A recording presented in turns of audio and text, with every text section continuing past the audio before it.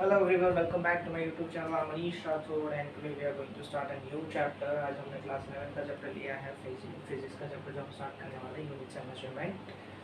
सो आज हम यहाँ पे देखने वाले हैं कि पूरे चैप्टर में हम देखेंगे कि व्हाट इज यूनिट, कितने तरह की यूनिट्स है आपकी, कितने तरह के मैट्रिक सिस्टम्स है आपके, ठीक है। फिर डायमेंशन एनालिसिस क्या होते हैं, मेजरमेंट कितने टाइप के है, कैसे मेजरमेंट करते हो आप, रिलेशंस क्या है मेजरमेंट का, यूनिट्स के रिलेशंस क्या है एक दूसरे के साथ। फिर यहाँ पे हम एरर्स के बारे में डिस्कस करने वाले हैं, कितने टाइप्स के एरर होते हैं, फिर उसके ऊपर कुछ न्यूमेरिकल क्वेश्चंस हैं वो सॉल्व करने वाले हैं, ठीक है। सो जब हम बात करेंगे यहाँ पे यूनिट्स एंड मेजरमेंट की, तो यूनिट्स की जब हम बात करते हैं तो मेजरमेंट क्या है, यहाँ पे सबसे पहली बात जो आती है मेजरमेंट नेसेसरी है, क्या मेजरमेंट है। फिर मेजरमेंट के लिए स्पेसिफाइड है आपकी यूनिट, ठीक है। यूनिट्स के बेसिस पे आप मेजर करते हैं कि इतना यूनिट आपका, सपोज करो 5 kg है आपकी कोई भी यूनिट है, मास है आपका, मास है ऑब्जेक्ट का 5 kg, तो यहाँ पे 5 आपके न्यूमेरिक वैल्यू आती है और kg आपका यूनिट आ जाता है कि यहाँ पे जो आप मेजरमेंट कर रहे हो वो मेजरमेंट आप kg में कर रहे हो। और यही चीज़ को जब आप ग्राम में लिखोगे तो यहाँ पे 5000 ग्राम हो जाएगा, तो वहाँ पे आपकी चीज़ जो मेजरमेंट है वो मेजरमेंट सेम ही है। मेजर आप दोनों की केस के अंदर मास ही कर रहे हो, वेट ही कर रहे हो, ठीक, मास ही कर रहे हो मेजर, लेकिन फ़र्क क्या हो रहा है दोनों कंडीशंस के अंदर आपका क्या हो रहा है, जो यूनिट का मेजरमेंट है, जो यूनिट जिस यूनिट के थ्रू आप उस चीज़ को मेजर कर रहे हो यूनिट आपकी क्या होगी, चेंज हो जाएंगी, ठीक। तो यहाँ पे वो चीज़ के बारे में हम यहाँ पे पूरा देखने वाले हैं कि कितने तरह के यूनिट्स हो गए आपके सिस्टम्स हो गए, सिस्टम ऑफ मेजरमेंट। तो सबसे पहली बात यहाँ पे हम आप चेक करने वाले फिजिकल क्वांटिटी क्या है, what is a physical quantity. Physical quantity आपकी फिजिक्स की जब बात करें यहाँ पे तो दो तरह की फिजिकल क्वांटिटी होती है यहाँ पे, एक आती है फंडामेंटल, ठीक है, फंडामेंटल जिसको बेस यूनिट पे बोला जाता है, बेस क्वांटिटी भी बोला जाता है, और सेकेंड है डिराइव क्वांटिटी।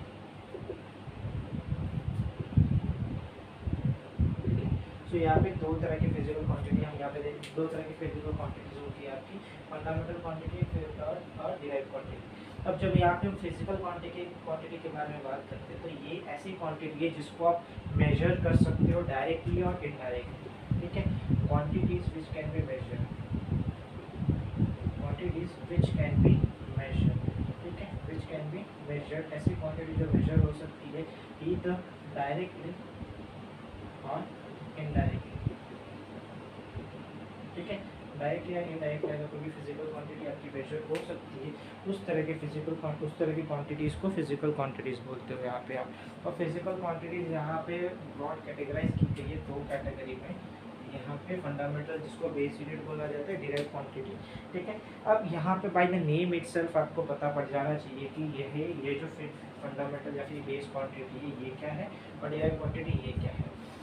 नेम इटसेल्फ बता रहा है कि फंडामेंटल यानी कि ये फंडामेंटल, ठीक है, ये बाय डिफॉल्ट है, मतलब है, इनके अलावा आगे तुम्हारी चीज़ होनी ही नहीं। तो ये ऐसी क्वांटिटी जिनके अलावा तुम्हारा आगे कुछ होने के लिए अतः पता ही नहीं है, ऐसी क्वांटिटी को फंडामेंटल क्वांटिटी बोलोगे। और डिराइव क्वांटिटी ऐसी क्वांटिटी जो फंडामेंटल क्वांटिटी के थ्रू डिराइव हुई है, ठीक है, उनको फंडामेंटल क्वांटिटी बोलेंगे और डिराइव क्वांटिटी बोलेंगे, ठीक है।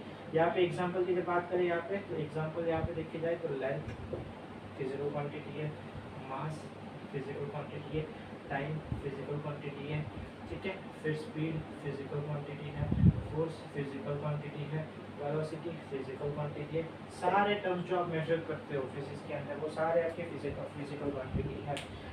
अब वो फिजिकल कौन सी क्वांटिटी है वो सब पार्ट में आता है कि इधर वो फंडामेंटल क्वांटिटी या डिराइव क्वांटिटी है वो इसके अंदर आता है। और फंडामेंटल क्वांटिटी किसी के ऊपर डिपेंडेंट नहीं होती है, ठीक है, इंडिपेंडेंट होती है। ऐसे क्वांटिटी जो इंडिपेंडेंट होती है, ठीक है, क्वांटिटी विच आर इंडिपेंडेंट, ऐसी क्वांटिटी जो इंडिपेंडेंट होती है किसी कोई भी दूसरी क्वांटिटी के ऊपर डिपेंडेंट नहीं होती है, ऐसी क्वांटिटीज़ को फंडामेंटल या फिर बेस क्वांटिटी बोला जाता है, ठीक है। और अगर जब आप यहाँ पे चेक करोगे कितनी फंडामेंटल कितनी बेस क्वांटिटी, सबसे पहला जो मिलने वाला है वो हमें लेंथ है, सेकंड जो हमें मिलेगा वो मास है, थर्ड जो हमें मिलेगा वो टाइम है। ये तीन फंडामेंटल क्वांटिटी तो बाय डिफॉल्ट फिक्स है आपकी, ठीक है, कि ये क्वांटिटीज होनी होंगी। फिर चौथा रहेगा आपका करंट, इलेक्ट्रिक करंट, ठीक है। फिर पांचवा आएगा आपका टेम्परेचर, चौथा आएगा अमाउंट ऑफ सब्सटेंस,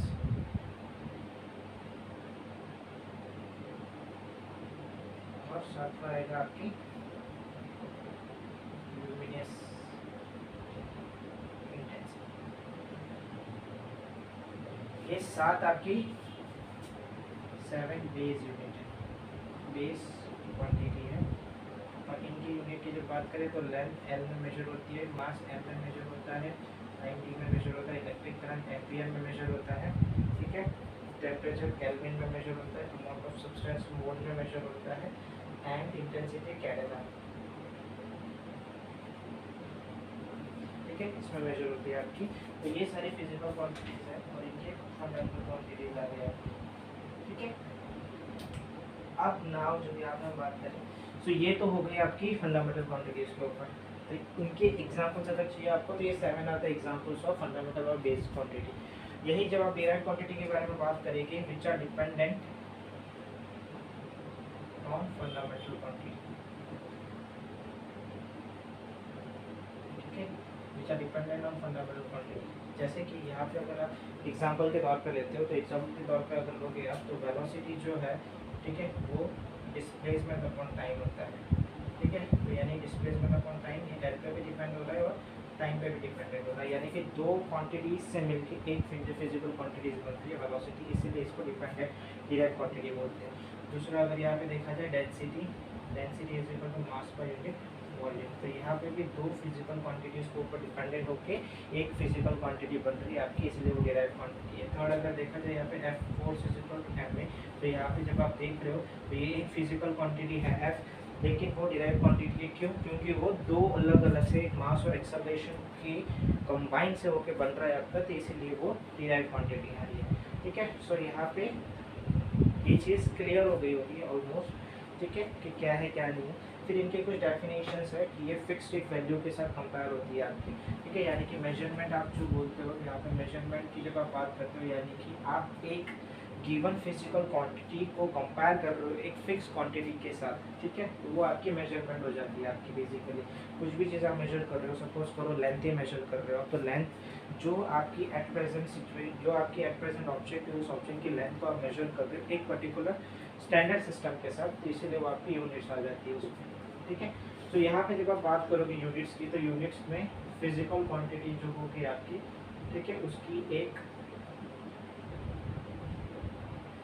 वैल्यू आएगी और एक यूनिट आएगी, ठीक है। फिजिकल क्वांटिटी जब भी आएगी आपकी तो उसकी एक वैल्यू आएगी और एक यूनिट आएगी, यानी कि फिजिकल क्वांटिटी यहाँ पे आप क्यू से डिनोट करोगे और जो वैल्यू आएगी आपकी वो एन आएगी और जो यूनिट आएगा आपका वो यू आएगा। तो यहाँ पे जैसे मैंने फर्स्ट एग्जांपल दिया था स्टार्टिंग में ही, तो ये जो एग्जांपल हमने यहाँ पे देखा हुआ है, तो इस एग्जांपल के अंदर आपकी जो फिजिकल क्वांटिटी हमने यूज़ किया हुआ है वो फिजिकल क्वांटिटी हमने यहाँ पे मास लिया है ना दोनों कंडीशंस के अंदर, ठीक है। लेकिन यहाँ पे जब आप देखोगे तो यहाँ पे इसका यूनिट केजी था और इसका यूनिट ग्राम था, तो यहाँ पे यूनिट जो है वो केजी एंड ग्राम है, ठीक है।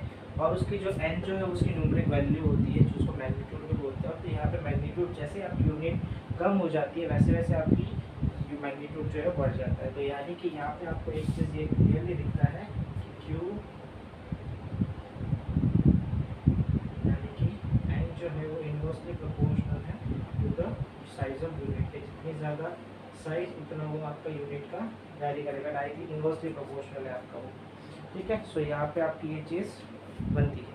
सो ये है आपका फिजिकल क्वांटिटी मेजरमेंट क्यों नेसेसरी है, कितने तरह के फंडामेंटल डायरेक्ट क्वांटिटीज़ है, कितने बेस यूनिट्स है, 7 बेस यूनिट्स है, वो सारी चीज़ें हम यहाँ पे देखें। इनके अलावा जब आप बात करोगे तो फिजिकल क्वांटिटीज़ के अंदर आपकी दो एंगल को मेजर करने की क्वांटिटीज़ होती है, ठीक है, दो सॉलिड एंगल को मेजर करने की। तो एंगल्स के लिए आपकी एक आएगी सॉलिड एंगल और सेकंड जो आता है आपको प्लेन एंगल आता है, ठीक है। सो दो एंगल्स जो मेजर होके आपके यहाँ पे एंगल्स को मेजर करने के लिए जो चीज़ हम यूज़ करते हैं, एक आता है आपका सॉलिड एंगल, एक आता है आपका प्लेन एंगल। जब आप यहाँ पे डायमेंशंस की अकॉर्डिंगली बात करोगे तो प्लेन एंगल जो है वो 2 डायमेंशनली में मेजर होती है आपके यहाँ पे और ये 3 डायमेंशनल में मेजर होती है आपकी। सो प्लेन एंगल को यहाँ पे हम बात करेंगे वो थीटा से डिनोट होता है। Theta is nothing but it is the displacement, angular displacement जो होता है आपका वो आपका थीटा है, ठीक है। तो यहाँ पे plane angle is denoted by theta which is equal to length upon radius, ठीक है। ये आपको उसका फॉर्मूला होता है theta is equal to L upon R, जहाँ पे एल जो है वो लेंथ ऑफ आर्क है, ठीक है, ऐसे अगर आप फिगर बना रहे हो यहाँ पे, ऐसे फिगर बना रहे हो, यहाँ पे एंगल थीटा है, यहाँ से रेडियस आर है, ये आर है और ये लेंथ है। तो यहाँ पे जो एंगल निकाल रहे हो आप, वो length of arc is equal to angle into radius आएगा। तो उस वाले फॉर्मूले से निकालोगे आप, तो वहाँ पे आपका जो एंगुलर प्लेन एंगल जो बनेगा, थीटा जो बनेगा वो एल अपॉन आर बनेगा। वहाँ पे थीटा आपका एल अपॉन आर बन रहा है, और यहाँ पे आपका इसका यूनिट जो की बात कर रहे हो, तो इसकी यूनिट क्या आएगी, रेडियन। ठीक है, अब यहाँ पे आपकी जिसको शॉर्ट फॉर्म में आर ए डी लिखोगे। ठीक है, यानी कि जब भी आप प्लेन एंगल के बारे में बात करोगे, तो प्लेन एंगल का आपका यूनिट रेडियन में आएगा। यानी कि अगर आपको डिग्री में भी कोई एंगल गिवन है फिजिक्स की क्वांटिटी में, अगर आप उसको सॉल्व करोगे तो उसको आपको रेडियन में कन्वर्ट करके उसको फर्दरली सॉल्व करोगे यहाँ पे। ठीक है, इस पूरे चैप्टर के अंदर। सेकेंडली यहाँ पे हमने डिस्कस किया, या फिर हमने यहाँ पे देखा कि सॉलिड एंगल है आपका। तो सॉलिड एंगल क्या है, 3 डायमेंशनल क्वांटिटी, उसको डिनोट करते हैं बाय दिस सिंबल ओ। वो आता है आपका सरफेस एरिया अपॉन रेडियस का स्क्वायर। ठीक है, उसका फॉर्मूला आपको कुछ इस तरह से आएगा, वो आएगा आपका सरफेस एरिया अपॉन रेडियस का स्क्वायर। ठीक है, और सरफेस एरिया डेल्टा ए, उसको जो आप देखोगे तो यहाँ पे ए अपॉन आर का स्क्वायर, ये उसका फॉर्मूला बनेगा। और इसकी ऐसा यूनिट क्या रहेगी आपकी, स्टार एरिया। ऐसा, ठीक है, स्टार एरिया ऐसा, ये उसकी ऐसे यूनिट आएगी। डन है। सो यहाँ पे इस पूरे सेक्शन में हमने अभी तक क्या देखा, अभी तक हमने ये देखा फिजिकल क्वांटिटी कितने टाइप की होती है वो देखा, फिर बेस क्वांटिटी कितनी हमने वो चेक किया, फिर physical quantities, derived quantities, fundamental quantities के एग्जांपल्स देखे, यहाँ पे मेजरमेंट के रिलेशंस देखे, या फिर एक साथ में वो चीज़ चेक किया। ठीक है, तो यहाँ पे हमें यहाँ से एक और चीज़ मिलने वाली है, Q is equal to N1U1 और Q is equal to N2U2, क्योंकि यहाँ पे जब हम देखें तो ये N1U1 है, ये N2U2 है। सो दोनों फिजिकल क्वांटिटी सेम है, तो हम यहाँ पे N1U1 is equal to N2U2 ऐसा कर सकते हैं। ठीक है, तो वो चीज़ यहाँ पे हमने चेक किया है आज। ठीक है, सो आगे बढ़ते सेशन के साथ। यहाँ पे रेडियन की जब हमने बात की यहाँ पे, तो रेडियन के लिए so 1 degree is equal to pi by 180 radian होता है। ठीक है, तो ये हमें याद रखना होता है कि 1 डिग्री में पाई बाय 180 रेडियन होता है। तो आप इसको सॉल्व करोगे तो 1 रेडियन में ठीक है, तो 1 डिग्री में कितने रेडियन होते हैं, तो पाई अपॉन 180 को सॉल्व करोगे आप, तो आपका वो 1 डिग्री में कितना रेडियन है वो आ जाएगा। क्लियर है?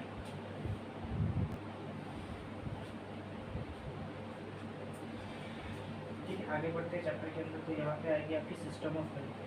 ठीक है, तो सिस्टम ऑफ यूनिट आपकी कितनी है हमें वो पता होना चाहिए। तो यहाँ पे जनरली आप 3 सिस्टम ऑफ यूनिट यूज़ करते हो, MKS, CGS एंड FPS। ठीक है, ये जनरली 3 सिस्टम ऑफ यूनिट हम मेजर करते यूज़ करते हैं। अपने यहाँ पे MKS जो है वो आपकी metre kilogram and second, MKS यानी मीटर किलोग्राम सेकेंड, CGS यानी कि centimetre gram and second, and FPS यानी कि फुट पाउंड एंड सेकेंड। ठीक है, तो ये 3 चीज़ होती है यहाँ पे। 3 जो डायमेंशन आप यूज़ करते हो वो ये है कि MKS, CGS and FPS, metre kilogram second, centimetre gram second, foot pound second.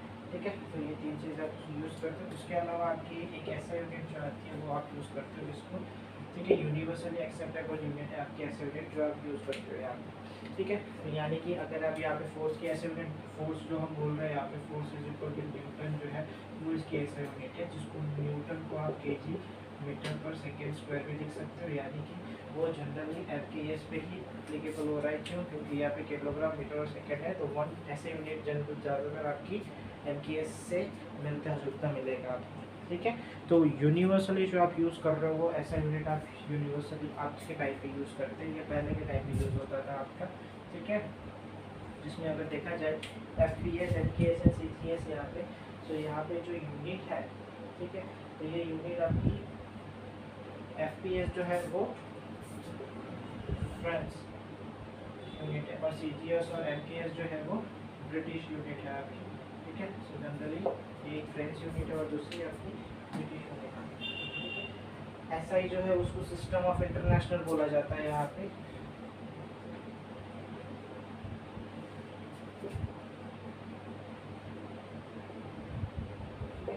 और जब आप एसआई के साथ में देखोगे आगे डायमेंशंस आप चेक करने वाले हो इस सेक्शन की इस वीडियोस में इस कमिंग वीडियो के अंदर, तो वहाँ पे आपको डायमेंशंस मिलेंगे।